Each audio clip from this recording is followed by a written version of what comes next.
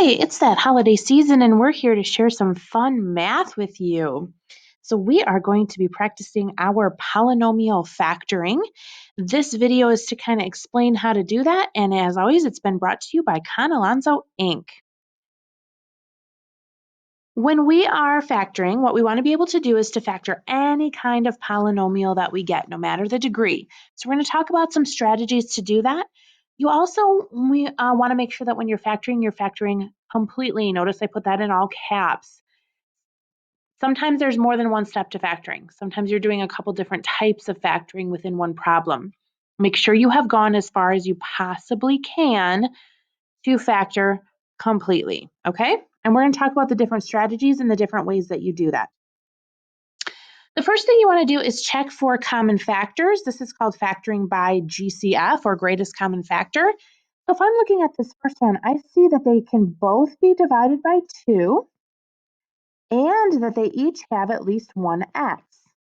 That 2x is my common factor, which I'm going to factor out of the terms. When I factor it out, it goes outside the parentheses, and in the parentheses, I write what's left. So when I factor out 2x from 2x cubed, I'm left with x squared. When I factor 2x out of 10x, I'm left with 5. Okay? So all I'm doing is dividing the number by 2 and taking away one of the x's and then writing what's left in the parentheses. Let's try another one. If I look at the second one here, I'm going to look for a common factor, but there's nothing that goes into 3 and 2. So that's not my common factor. My common factor is that they both have an x squared that I can take out from each of them. And when I take an x squared out of 3x cubed, I'm left with 3x. When I take an x squared out of 2x squared, I'm left with 2. I hope you kind of see how that works, that I'm taking away basically 2 x's. So in the first one, I'm left with 3x. The second one, I'm left with just 2. So the first thing we always want to do is check for common factors and factor out anything that all the terms, it does have to be all of them, have in common. We're going to do this again. We're going to check for some common factors. Now notice here I have some longer polynomials. There are 3 terms. A common factor has to be in all 3 of them. So if I'm looking at this first one here, what goes into 6, 15, and 6? 3 does. And I can take an x out of each of them. That is my common factor. And then in parentheses, I'm going to write what's left. In parentheses, I'm going to have 3 terms because I started with 3 terms. So I'm going to divide the 3x out of 6x cubed, and I'm left with 2x squared. Divide the 3x out of 15x squared, and I get 5x. Divide 3x out of 6x, and I'm left with 2. Okay? So I have I shouldn't say that. I have not completely factored this, but I have factored out the common factor. From there, I want to continue factoring if I can, and I notice that this 2x squared plus 5x plus 2 looks kind of like some quadratics that we've already factored. So I'm going to try to break this apart into 2 sets of parentheses. I know that 2x squared has to break apart into 2x and x, and I know that 2 is 2 and 1. How do I know if I get 5? I multiply here, and I add them to get 5, which 2 plus 2 is not 5, meaning that these are not in the right spots. So I'm going to switch the positions of the 2 and the 1. I'm going to make it 1 and 2, and I'm going to try this again. That's 1. 2 times 2 is 4, and 1 plus 4 is 5. So I'm going to put in my signs. Now I'm completely factored. Let's try another one. Looking at this one, there's no number that goes into 3, 7, and 4. However, each one has an x that I'm going to take out, and then I'm going to write what's left. So I've taken one x out of all of these terms, and I'm left with 3x squared plus 7x plus 4. This I can try to factor farther. Again, it looks like that quadratic. So I'm going to break this apart into my 2 parentheses. I know that 3x squared has to break apart into 3x and x. Now I'm looking at this and I'm going, 3 plus 4 is 7. I wonder if I can make this work. So I'm going to try 4 and 1. I'm going to multiply 4 times x, and 3x times 1. And I do get 4 plus 3, which is 7, my middle term. Now I have factored completely, okay? So we always check for common factors first. Sometimes we have to then go farther and factor into our 2 parentheses what that quadratic is. Our second factoring technique is to use our factoring formulas. There are several of them. The first one that I'm going to show you here is called difference of perfect squares. It is the difference, meaning subtraction, of 2 perfect squares. Remember, a perfect square is something that can be square rooted. So perfect square is 16 because 4 times 4 is 16. 81, 9 times 9, or 9, 3 times 3. Those are all perfect squares. X squared is also a perfect square because x times x is x squared. X to the fourth is a perfect square because x squared times x squared is x to the fourth. So there's quite a few different ways we can do this, okay? And to do this, you simply take the square root of the first, the square root of the second, make the signs different. So if I'm looking at 4x squared minus 81, I'm going to take the square root of 4x squared, which is 2x, and put that in each of my parentheses. Take the square root of 81, which is 9, give them different signs. Now I should always check those 2 parentheses to see if they can be factored farther. These cannot, so I am good. Looking at the next one, I'm going to do the same thing. 25x squared breaks into 5x and 5x. 16 is 4 times 4, and I'm going to give them different signs. That's factored, done. Another factoring formula that we want to talk about is called sum of cubes. It is the sum, meaning addition, of 2 cubes, numbers that are a third power. So for example, 8 is a cube because 2 times 2 times 2 is 8. 3 times 3 times 3 is 27. 4 times 4 times 4 is 64, etc. Okay? So it's helpful if you know your different cubes so that you can do this a little bit easier, so you can recognize these numbers. So these might be a good, helpful thing to write down, especially because your teachers are going to be giving you these on your test, and it might be helpful to know these numbers. And that's probably about as big as we get. We don't usually go past 5, but just so you know them. All right, so this first one, I'm going to break apart into parentheses. And I'm going to start with what number cubed is equal to x cubed? Well, that's x.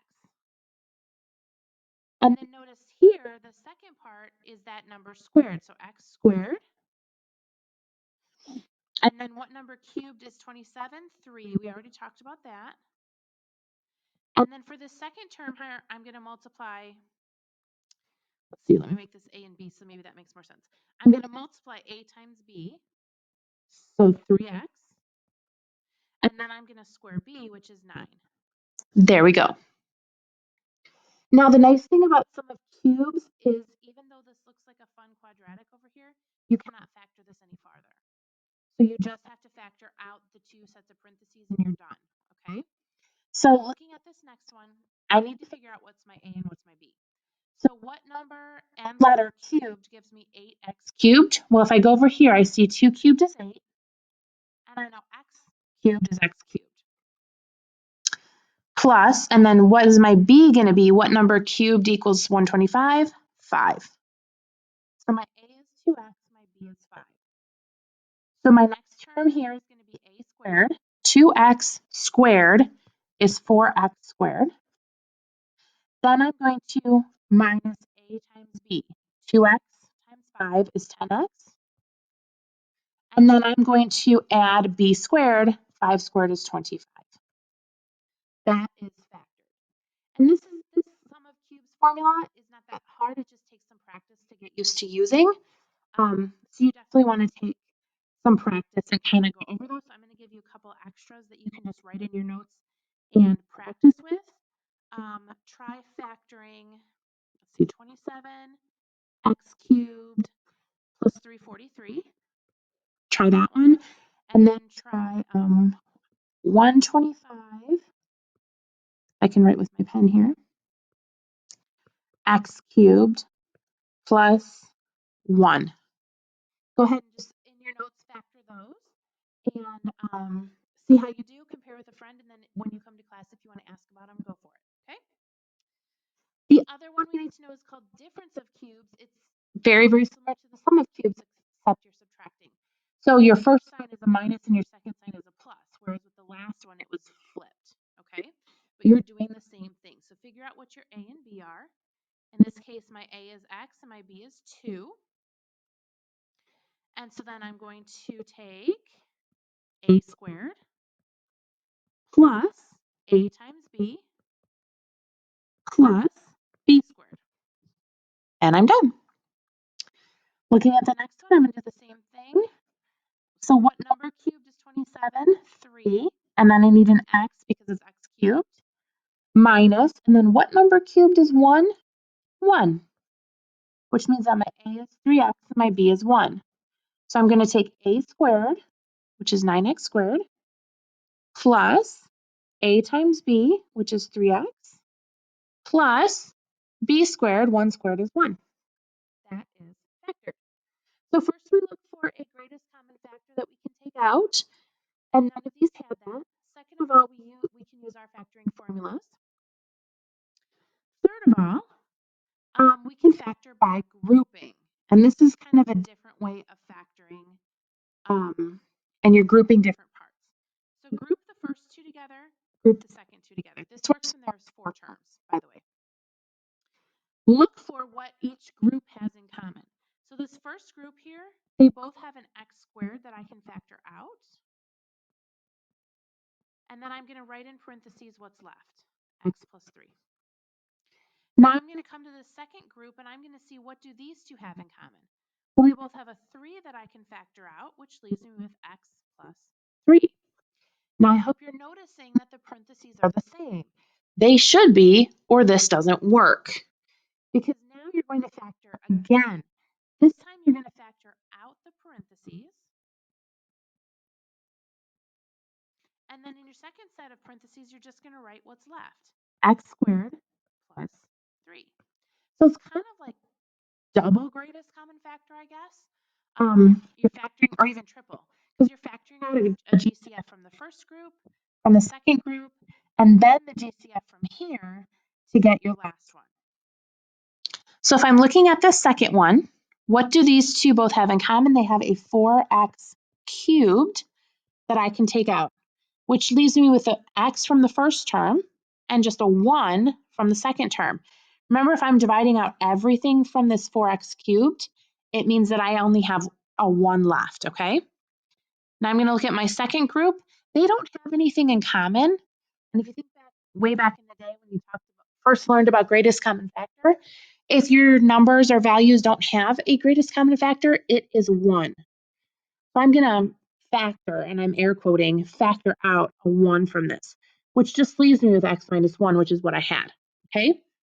Notice here again, my parentheses are the same. They should be, or this doesn't work. So if you're getting x minus 1 and x plus 4, something went wrong, okay?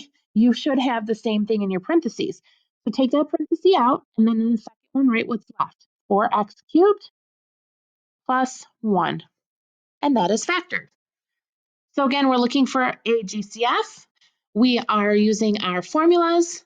We're factoring by grouping, which is multiple GCFs.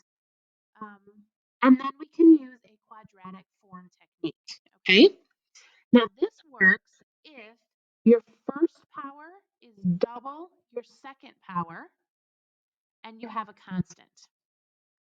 If that was a 40x, this would all be over and I couldn't do it this way, okay? But it works because I have an x4, an x squared, and then a constant. I'm going to factor this just like I would a quadratic. So I'm going to break the x4 up into x squared and x squared. I'm going to figure out what factors of 40. So 1 and 40, 2 and 20, 4 and 10, 5 and 8 can add to give me 13. Well, clearly that's 5 and 8. And I need it to be negative So I'm going to make them both negative. Now, I'm looking at this and I'm seeing that I have some squares here. Is this difference of perfect squares? No, because 5 is not a perfect square and 8 is not a perfect square. So this is as far as I can factor. Remember, we always want to factor completely. So if this were like x squared minus 4, that would be difference of perfect squares, and I would then want to factor farther. That's not the case here, so I am good. Okay, so the next one, look, I've got a 6, I've got a 3, and I've got a constant, which means that I can factor this using my quadratic techniques. So I'm going to start with x6 breaks up into x cubed and x cubed. 27 needs to be factored to make 26. Well, that's 27 and 1. And I'm going to subtract the 27, and I'm going to add the 1, because that's what gives me a negative 26. Now, 27 and 1 are both cubes, which means I can use my difference of cubes and sum of cubes formula to factor this even farther. So I'm going to start with x cubed minus 27, and I'm going to factor that down. I'm going to start with my a and b. I'm going to try to get my pen to write here, which is x minus 3. And then I'm going to be left with x squared plus 3x plus 9.